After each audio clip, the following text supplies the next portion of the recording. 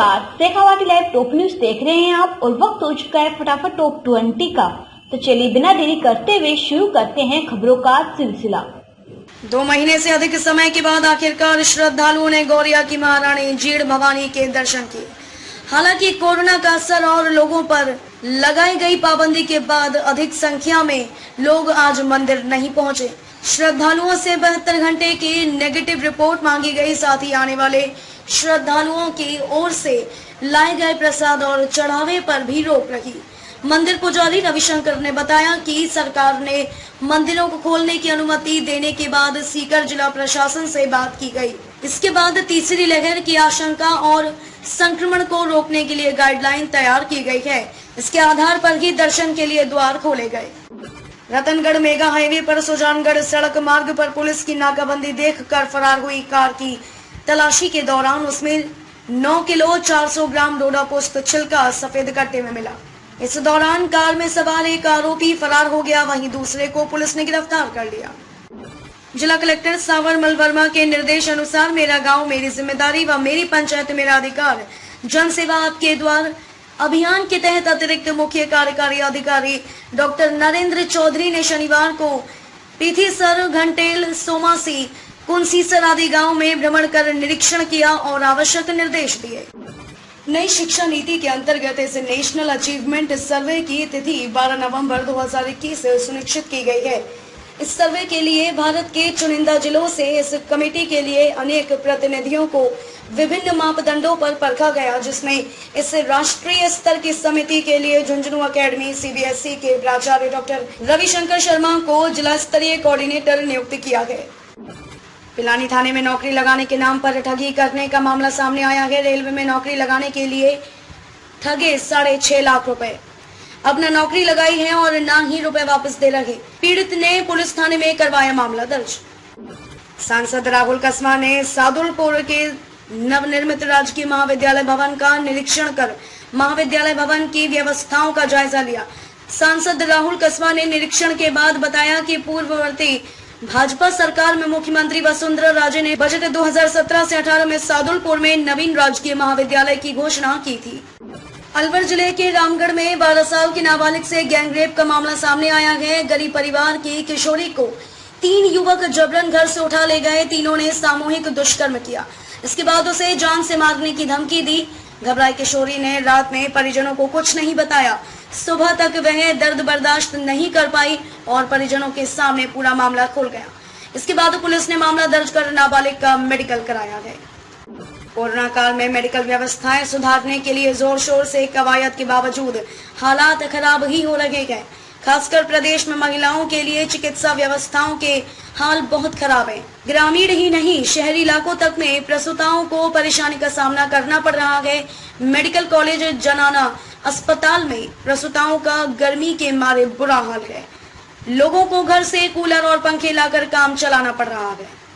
प्रदेश में मानसून ने दस्तक तो दे दी थी, लेकिन अनुकूल परिस्थितियां नहीं मिलने के कारण आगे नहीं बढ़ पाया, जिसके चलते गर्मी से लोगों का बुरा हाल है। मौसम विभाग के निदेशक राधेश्याम शर्मा ने बताया कि बीते दिनों में मानसून को लेकर स्थितियां बदल रही हैं। वेस्टर्न विंड चल रही थी, जिसमें अब बदलाव आ रहा है। ईस्टर्न विंड चलने के साथ ही प्रदेश में मानसून सक्रिय हो जाएगा। शुरुआत में 7 जुलाई से पूर्वी राजस्थान के कुछ हिस्सों में बारिश के साथ नजर आएगा। लोसल कस्बे में कोरोना टीकाकरण को लेकर आज फिर बवाल हो गया। राजकीय डेडराज खेतान स्कूल में लोगों ने इस बार भी टोकन वितरण में गड़बड़ी का आरोप लगाते हुए हंगामा कर दिया। स्कूल दरवाजे पर धरना देकर स्वास्थ्य विभाग के खिलाफ नारे भी लगाए। सूचना पर पुलिस ने मौके पर पहुंचकर मोर्चा संभाला। करीब 2 घंटे प्रदर्शन के बाद सीएचसी प्रभारी व पटवारी के आश्वासन से मामला शांत हुआ।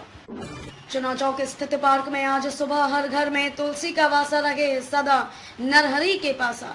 इसी भावना को आत्मसात करते हुए श्री श्याम आशीर्वाद सेवा संस्थान के तत्वाधान में चुनाव चौक विकास समिति द्वारा 151 गमला सहित तुलसी पौधे वितरण समारोह में बोल रहे मुख्य अतिथि वाणिज्यिक कर विभाग के संयुक्त आयुक्त उमेश जाला ने कहा कि तुलसी का प्रतिदिन दर्शन करना पापनाशक समझा जाता है तथा पूजन करना मोक्षदायक।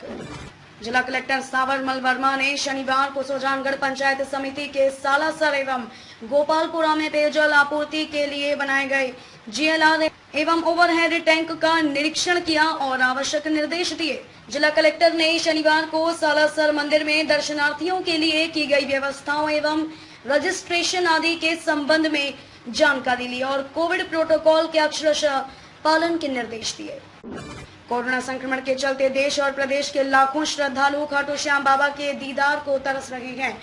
उनके लिए यह राहत की खबर है। जिला प्रशासन एवं मंदिर कमेटी की सहमति से श्री श्याम मंदिर खाटू श्याम जी को 22 जुलाई को ऑनलाइन दर्शन पंजीकरण के माध्यम से आम दर्शनार्थ खोलने का निर्णय लिया गया। जिला कलेक्टर अविचल चतुर्वेदी ने बताया कि मंदिर में दर्शनार्थ आने वाले श्याम भक्तों को कोविड दिशा निर्देशों की पालना करनी होगी।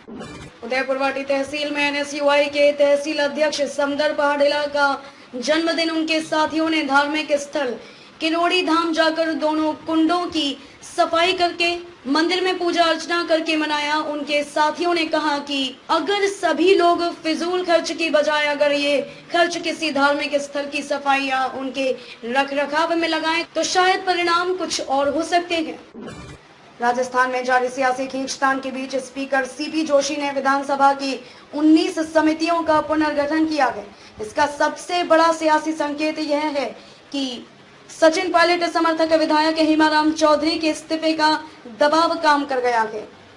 इसी वजह से सचिन पायलट और उनके समर्थकों को समितियों में तवज्जो दी गई है। हेमाराम चौधरी का इस्तीफा मंजूर होने के अब कोई आसार नहीं है। उत्तराखंड के नए मुख्यमंत्री का ऐलान हो गया है। खटीमा विधायक पुष्कर सिंह धामी प्रदेश के नए CM होंगे।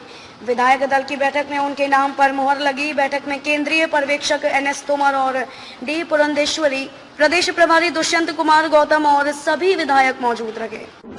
देश में बच्चों के लिए पहली कोरोना वैक्सीन को जल्द मंजूरी मिलने वाली है। जाइडस कैडिला ने अपनी कोरोना वैक्सीन जाइकोव डी के इमरजेंसी इस्तेमाल के लिए drugs controller general of India से मंजूरी मांगी है।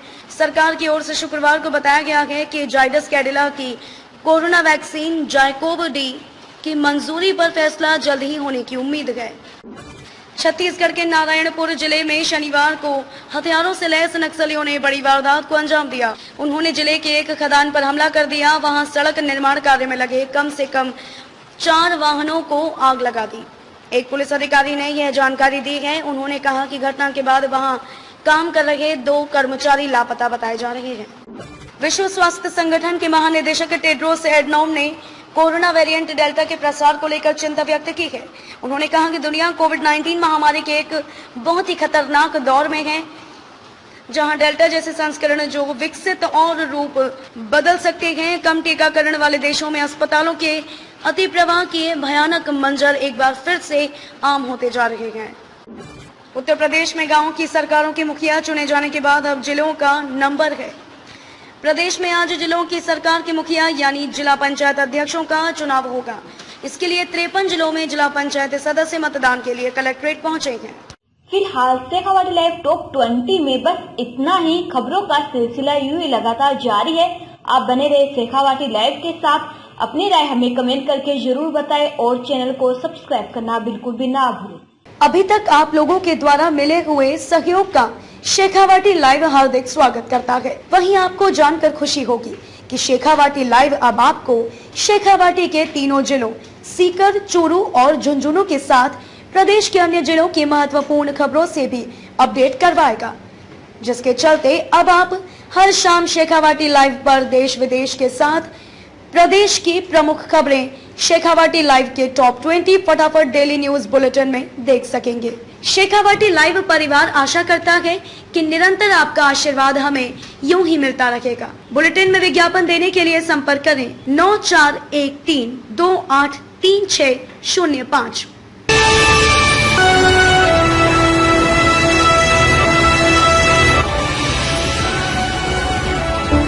शेखावाटी लाइव शेखावाटी की